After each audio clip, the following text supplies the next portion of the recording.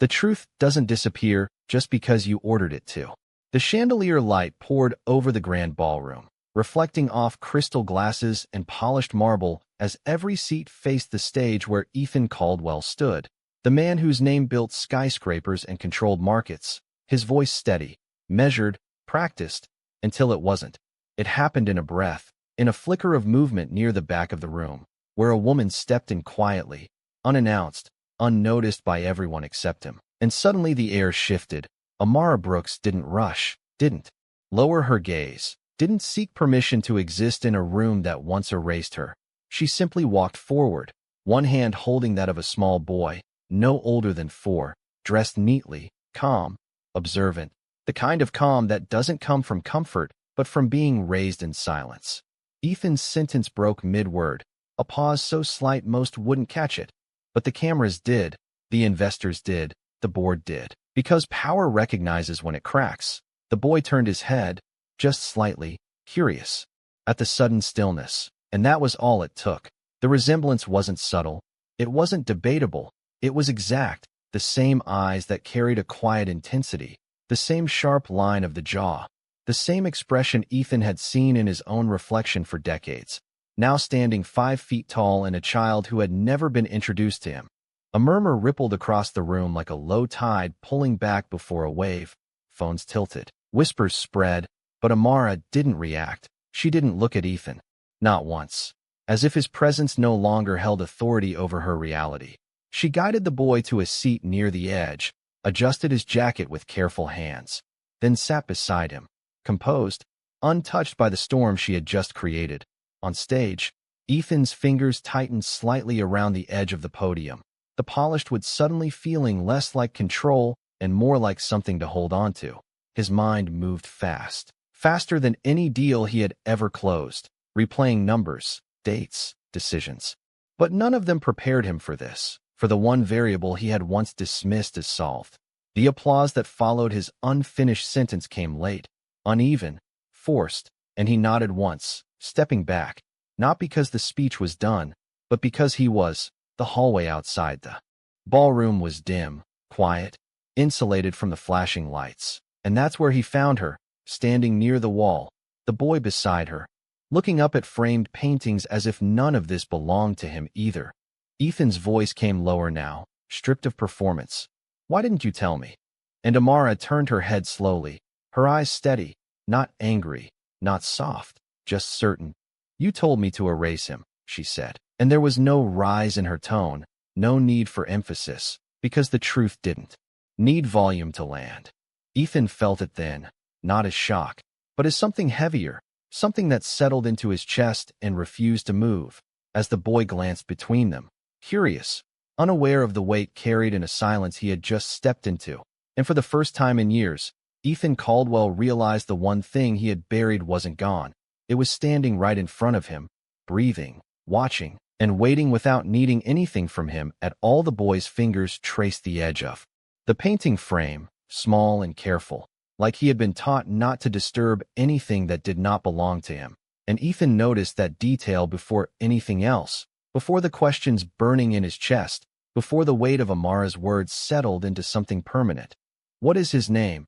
Ethan asked, his voice quieter now, stripped of command, and Amara did not hesitate. "Noah," she said, her tone even, as if the name carried all the explanation he did not deserve. Ethan repeated it, under his breath. Noah, testing the reality of it, as the child glanced up at him, curious but not afraid, the kind of calm that came from knowing his world was stable, even if the man in front of him was not. "How old is he?" Ethan continued, though he already knew the answer would undo him, and Amara's gaze held steady. 4, she replied, and the number landed harder than any accusation, aligning perfectly with a timeline he had buried beneath contracts and flights and decisions made. Without looking back, Ethan's jaw tightened, not from anger, but from recognition, because 4 years ago he had signed away something he believed was a complication, an inconvenience, something that did not fit into projections or board expectations. And now that decision stood in front of him, breathing, watching, existing without his permission. "You said you handled it," he said, the words slipping out before he could stop them. and Amara's expression did not change, but something colder settled into her eyes. "I said I would take care of myself," she corrected, each word precise, controlled, leaving no room for reinterpretation. Noah shifted slightly closer to her, his small hand finding hers without looking, a quiet instinct. And she squeezed back just as gently, a motion so natural it carried years of repetition, years Ethan had not been part of. The hallway felt narrower now, the air heavier, as if the walls themselves understood that something irreversible had just been acknowledged. "He should know who I am," Ethan said after a moment, the instinct to reclaim something rising. But Amara shook her head once, not sharply, just enough to stop him. "He knows who I am," she said, and the meaning was clear. That was enough. Ethan exhaled slowly, trying to steady something inside him that refused to be managed.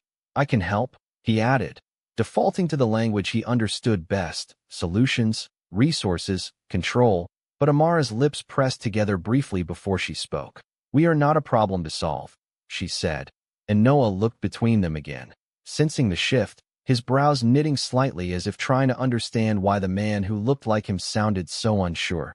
Ethan crouched down then, not as a performance, not for the cameras that were no longer there, but because standing above the child suddenly felt wrong, like he had already spent too many years looking down on something he never tried to see. "Hey," he said softly, his voice unfamiliar even to himself, and Noah studied him for a moment, head tilted slightly. "Hi." The boy answered, polite, cautious, mirroring the tone he had been given. Ethan swallowed, the simplicity of it hitting harder than any confrontation. "Do you like the painting?" he asked, reaching for something safe, something neutral. And Noah nodded. "It looks calm," he said, the word chosen carefully, and Ethan almost smiled, because calm was not something he had ever associated with himself. Yet here it was, reflected back at him through a child who had never known his chaos. Amara watched the exchange without interrupting, her posture steady, her silence not passive but deliberate, giving nothing more than what was necessary. Footsteps echoed faintly from the ballroom, the world outside continuing as if nothing had shifted, but inside that narrow hallway, everything had.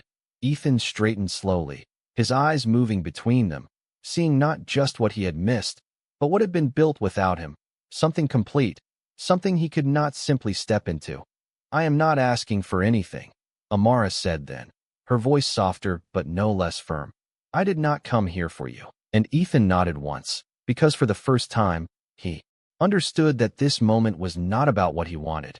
It was about what he had already lost, and what he might never be given the right to hold. The elevator doors closed with a soft chime, sealing Ethan inside a silence that felt heavier than the noise of the ballroom he had just left behind, his reflection staring back at him in the mirrored walls. But it did not look like control anymore. It looked like a man trying to recognize something he had already lost. His phone buzzed once, then again, messages stacking from assistants, board members, investors asking why the speech had ended early, why the cameras caught that moment, why his voice had broken. But he did not answer any of them, because for the first time, none of it mattered as much as the image that refused to leave his mind. A small boy with his eyes, standing beside a woman who had learned to live without him. Across the street, Amara stepped out into the cool night air, the city lights stretching across the glass. Buildings like a quiet reminder that life moved forward whether people were ready or not. She adjusted Noah's jacket, smoothing it down with the same careful motion she had done 1,000 times, and he looked up at her. "Mom, who was that man?" he asked, his voice soft, curious, not yet shaped by suspicion or pain. And Amara paused just long enough to choose the truth he could carry. "Someone from a long time ago," she said, her tone steady, giving him only what he needed, not what would burden him. Noah nodded, accepting it without question, because trust had been built in small, consistent moments, not in grand explanations. And he reached for her hand again as they walked toward the car waiting at the curb, his small fingers wrapping around hers with quiet certainty. Back inside the building, Ethan stepped out of the elevator and into his private office, the floor-to-ceiling windows revealing the city beneath him, a view that had always represented control, achievement, distance. But tonight it felt different, as if the height only emphasized how far removed he had been from something real. He loosened his tie slowly, his movements measured but not composed, and his mind began to replay everything he had chosen not to remember: the clinic room, the sterile lighting, the way he had spoken in terms of timing and risk, as if life could be negotiated like a contract. "This cannot happen right now," he had said back then, his voice calm, decisive, certain, and she had stood there, quiet, absorbing the weight of a decision that was never truly hers to make. He had told himself it was necessary, that it was responsible, that it was the only option that made sense for the future he was building. But standing there now, staring out over a city he controlled, he realized that future had been built on an absence he never questioned until it stood in front of him and looked back. His assistant knocked lightly before entering, tablet in hand. "Sir, the board is requesting a statement regarding tonight," she said, her tone professional, careful. But Ethan did not turn, his gaze still fixed on the glass. "Cancel tomorrow's meetings," he said instead, his voice low but firm, and she hesitated for half a second before nodding. "Yes, sir," because even in uncertainty, his authority still carried weight, even if it no longer felt absolute. The door closed behind her, leaving him alone again, and Ethan finally let out a breath he had been holding since the moment Noah had turned his head in that ballroom. The realization settling deeper with each passing second, not as panic, but as clarity. The kind that strips away every justification and leaves only truth behind. Somewhere across the city, in a smaller apartment filled with warmth rather than silence, Noah sat at the edge of his bed, swinging his legs slightly as Amara tucked the blanket around him. "Did you have a good time tonight?" she asked gently, and he smiled. A small, genuine curve of his lips. "The lights were bright," he said, and she nodded, brushing a hand over his hair. "Yeah, they were," her voice softening as she watched him settle, his breathing evening out in the familiar rhythm of safety. She turned off the lamp, leaving only a dim glow from the hallway, and stood there for a moment longer than usual, her eyes lingering on him, not out of fear, but out of quiet promise, the same promise she had made years ago without anyone hearing it. Across the skyline, Ethan stood in the dark reflection of his office, no longer looking at the city, but at himself, and for the first time, he did not see a man who had everything. He saw a man who had been given a choice once, and now had to live with the fact that the choice had never truly been his to make. Morning arrived without softness, the light cutting through Ethan's office windows in sharp lines that offered clarity but no comfort, and he had not moved much from where he stood the night before, his jacket now resting over the back of a chair, his tie loosened, his reflection still present in the glass as if the city itself refused to let him forget what he had seen. The name Noah echoed in his mind with a weight that numbers and contracts could not compete with. And for the first time in years, Ethan did not begin his day with strategy. He began it with a question he did not know how to answer. He picked up his phone, scrolled past the endless notifications, and stopped on one contact he had not used in years. A private investigator who handled matters quietly, efficiently, without questions. The kind of solution Ethan had always relied on when something needed to be controlled, and his thumb hovered for a moment before he pressed call. The line connected quickly, a familiar voice on the other end. "Mr. Caldwell." Calm, expectant, and Ethan paused, the silence stretching just long enough to feel different from every other call he had ever made. "I need information," he said finally, his tone measured but lacking its usual certainty. "Not to use against anyone," he added, surprising even himself, "just the truth." And the man on the other end did not ask why, only replied, "Send me what you have."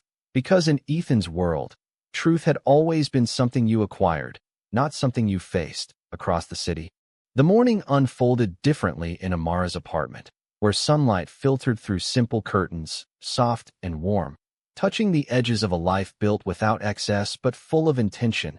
Noah sat at the small kitchen table, swinging his legs as he ate breakfast, his voice light.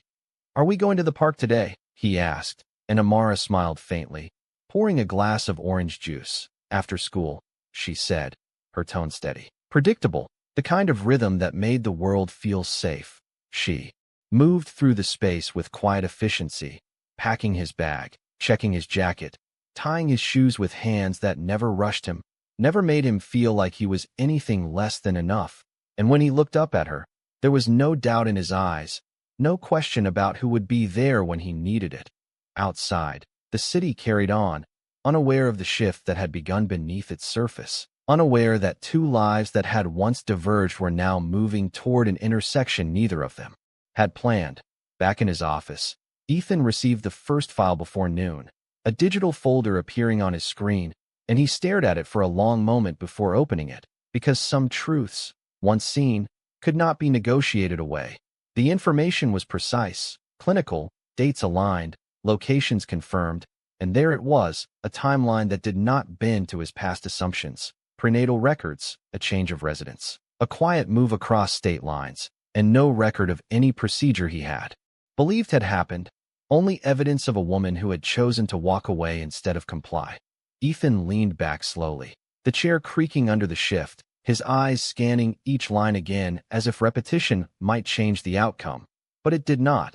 The facts remained steady, unyielding, and for the first time, he saw his own role without distortion, not as a man who had been left out, but as one who had made himself absent. His phone buzzed again, another message from the board, another request for control, but he ignored it, his attention fixed on a single image embedded in the file, a school registration photo of Noah, small, composed, looking directly at the camera with the same quiet intensity Ethan had spent years cultivating in boardrooms, except here it was unguarded, natural, not built for power, but for presence. Ethan's fingers tightened slightly around the edge of his desk, not out of anger, but out of something more unfamiliar, a realization that control had never truly extended to this part of his life, that while he had been building an empire measured in numbers, something far more permanent had been growing without him, shaped by choices he had not made, guided by a woman who had not needed him to do it. Across town, Amara stood outside Noah's school, watching as he walked through the doors with the same steady confidence he carried everywhere, and she did not wave excessively or call out. She simply stood there, present, until he disappeared inside, because she understood that love did not need to be loud to be certain. She turned then, heading back toward her car, her steps even, her expression calm, unaware that somewhere not far away, Ethan Caldwell was looking at a version of his life that had existed all along, waiting not to be claimed, but to be earned. And for the first time, he understood that whatever came next would not be decided by power or money or timing, but by whether he could become the kind of man who deserved to stand in that small, steady world without breaking it. The afternoon light stretched long across the park, casting soft shadows over the grass as Noah ran a few steps ahead, his laughter light and unguarded, the kind of sound that did not ask permission to exist, and Amara watched him with quiet attention, her posture relaxed but present, always aware, always close enough without needing to call him back.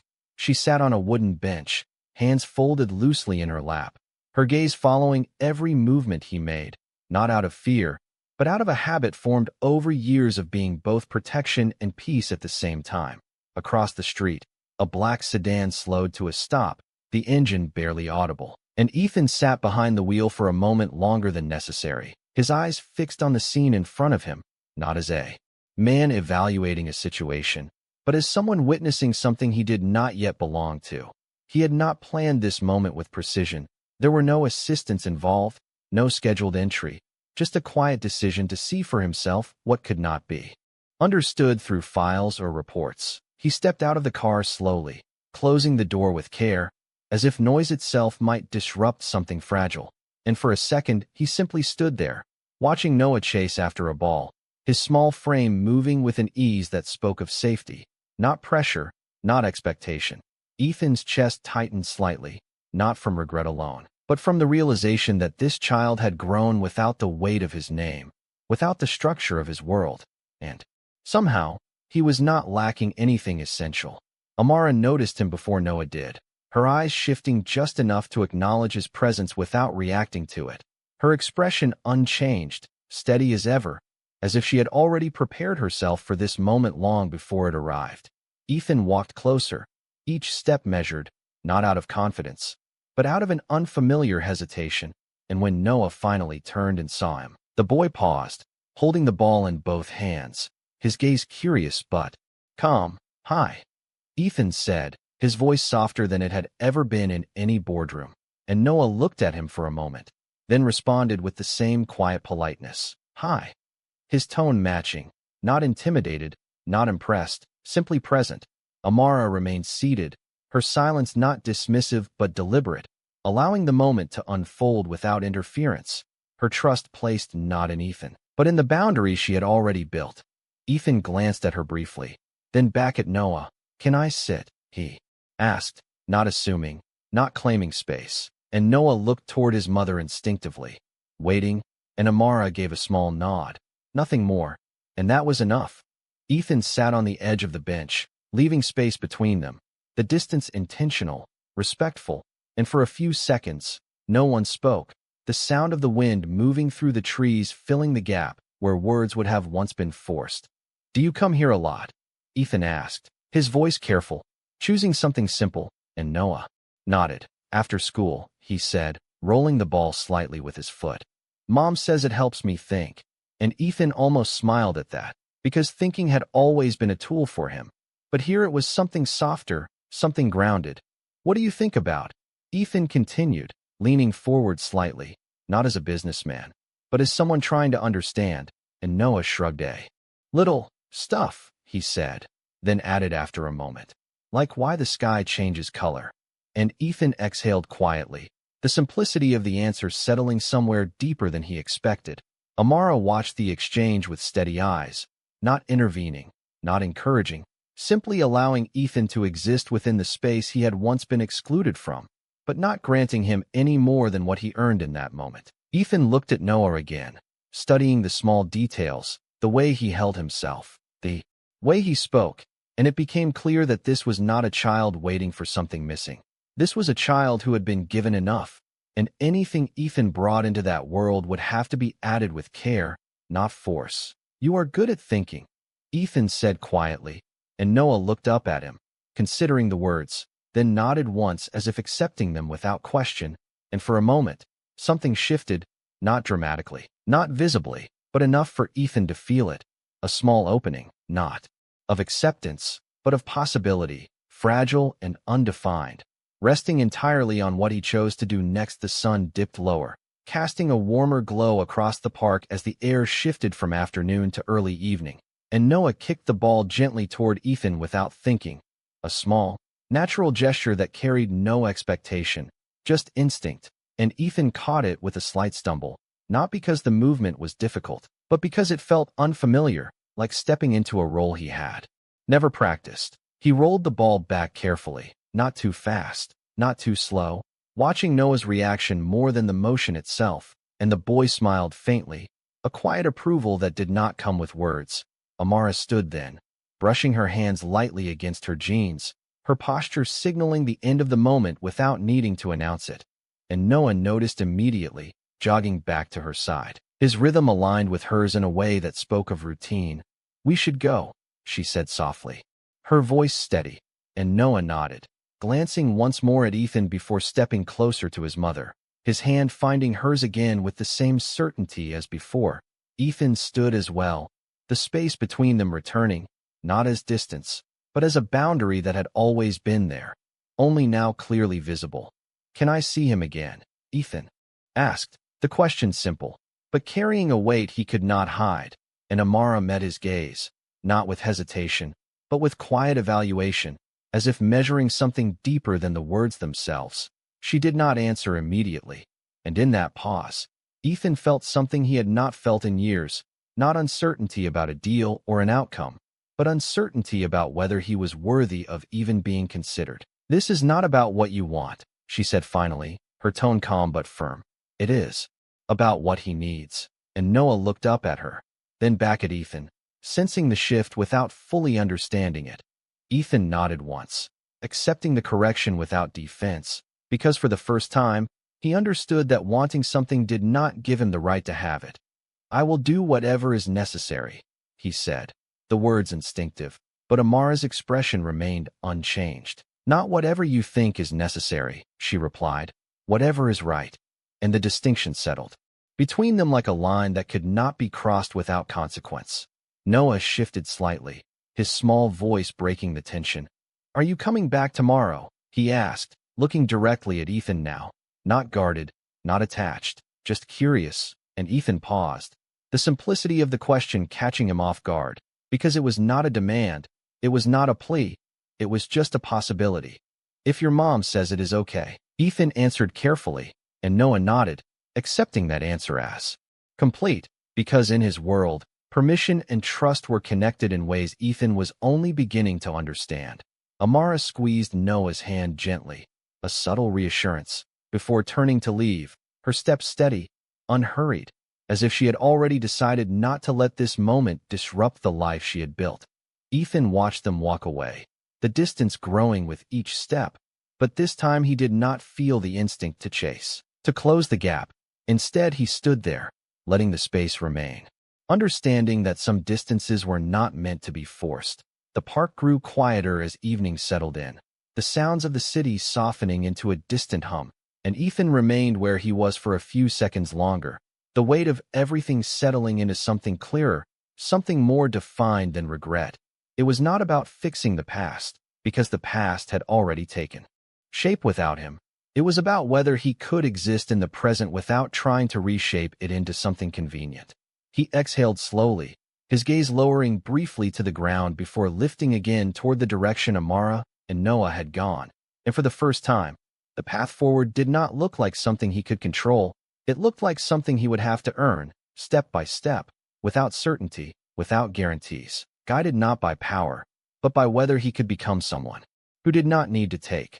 Only to be allowed. The next morning arrived with a quiet clarity that did not ask for permission, and Ethan stood outside the school gates earlier than he had planned, his hands resting loosely at his sides as he watched the flow of parents and children moving in steady rhythm, conversations soft, laughter light, a world built on consistency rather than control. And for the first time in years, he felt like an outsider in a place that did not recognize his name. He had left his car a block away, choosing to walk the rest of the distance, not because it was necessary, but because it felt right, because stepping into this space required something different from the life he had always known. Across the sidewalk, Amara approached with Noah beside her, his backpack slightly oversized against his small frame, his steps even, unhurried. And when he saw Ethan standing there, he paused for a second, not startled, just noticing, and then continued walking as if the moment did not need to be made bigger than it was. Amara's gaze met Ethan's briefly, her expression unchanged, but there was no surprise in her eyes, only acknowledgement, as if she had expected this, not because she trusted him, but because she understood that some realizations did not allow a person to stay still. "You came," Noah said simply, looking up at Ethan as they stopped a few feet apart, and Ethan nodded, his voice calm. "I said I would." And the boy accepted that answer with the same quiet ease he accepted most things, without suspicion, without assumption. Amara adjusted Noah's backpack straps gently, her hands steady, then looked at Ethan. "He has class in 5 minutes," she said, not as a dismissal, but as a boundary, and Ethan nodded again, understanding that time here was not his to extend. "Can I walk him in?" he asked, the request careful, measured, and Amara held his gaze for a moment, weighing something unspoken, before giving a small nod, not approval, not rejection, just allowance. Noah stepped forward between them, naturally, without hesitation, and the three of them moved toward the entrance, their steps not quite in sync, but not completely separate either. Inside the hallway, the sound of lockers closing and voices echoing filled the space, a contrast to the quiet tension that followed them, and Ethan noticed how Noah navigated it with ease, greeting a classmate with a small nod, adjusting his grip on his backpack, existing fully in a world that had never needed Ethan to function. They stopped at the classroom door, and Noah turned to Amara first, as he always did, giving her a quick hug, his arms wrapping around her with familiarity, and she returned it just as naturally, her hand resting briefly on his back before letting go. Then he looked at Ethan, a pause settling between them, not uncomfortable, just undefined, and Ethan felt it, the weight of a moment that could not be rushed or assumed.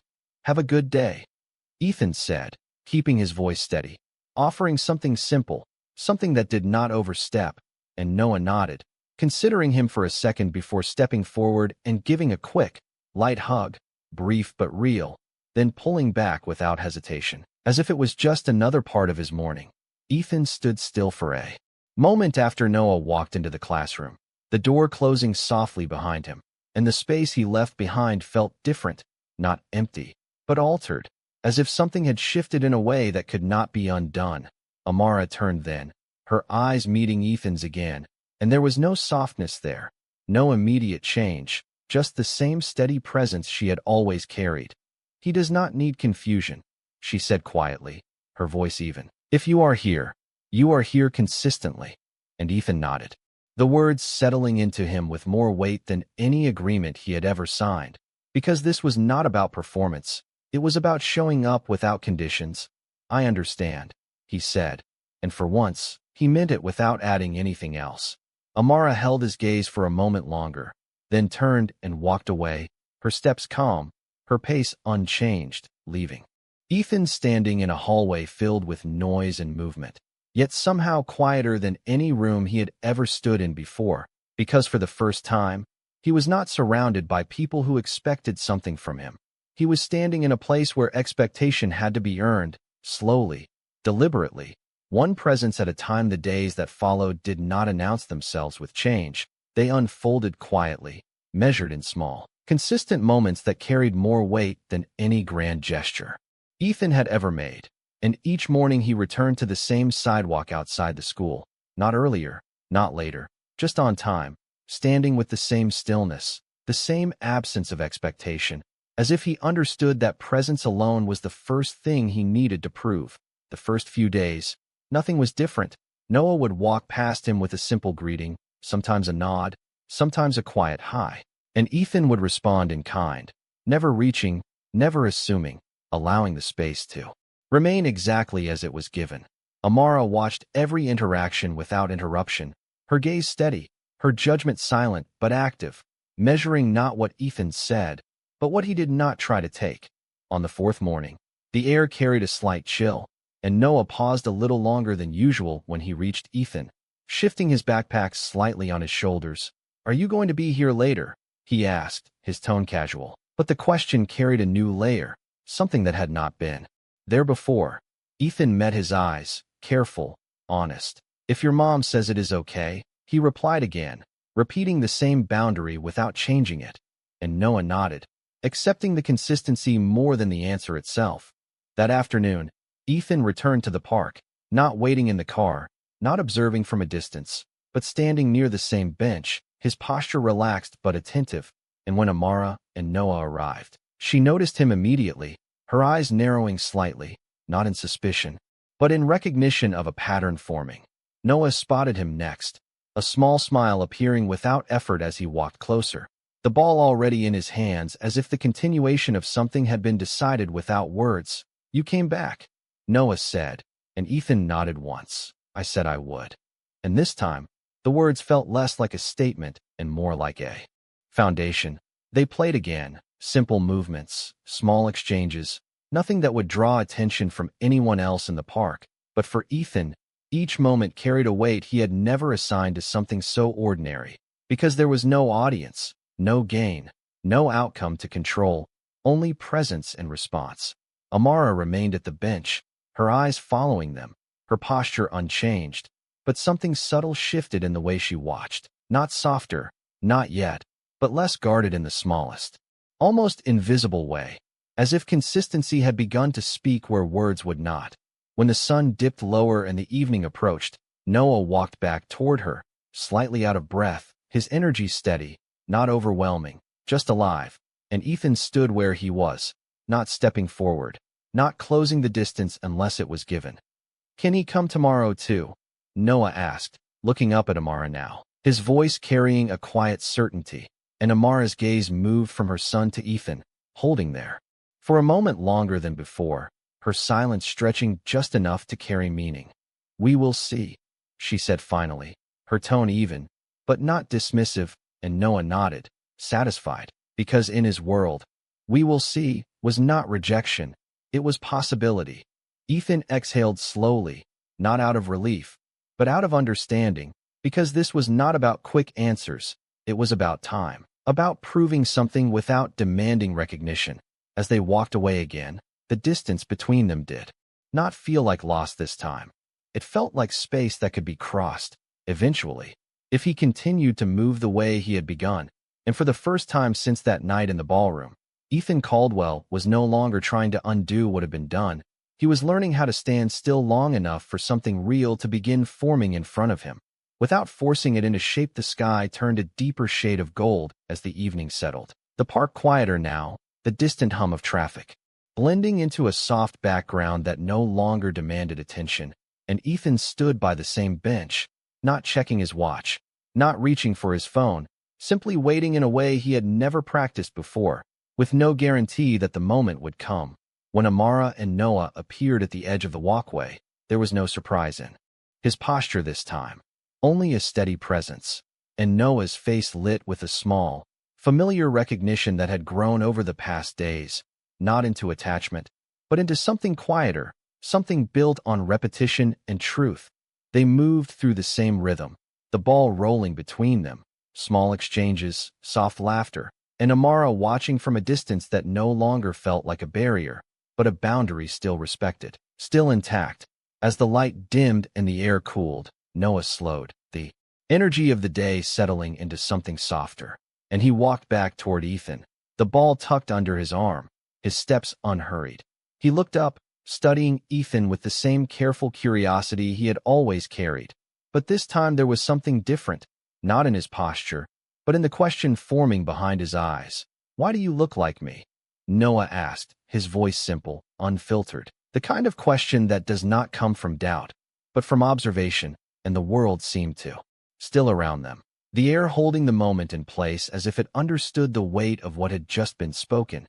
Ethan did not answer immediately, not because he did not know the truth, but because for the first time, the truth was not something he could deliver on his terms, and his eyes shifted briefly to Amara, who was already watching, her expression calm, but her presence unmistakable, as if she had always known this moment would arrive exactly like this, without warning, without preparation. Ethan lowered himself slightly to meet Noah's height, his movements slow, intentional, his voice steady but softer than it had ever been. "Because," he began, then stopped, the word catching in a place where control used to live, and for once, he did not push past it. He did not reshape it into something easier. He let the pause exist.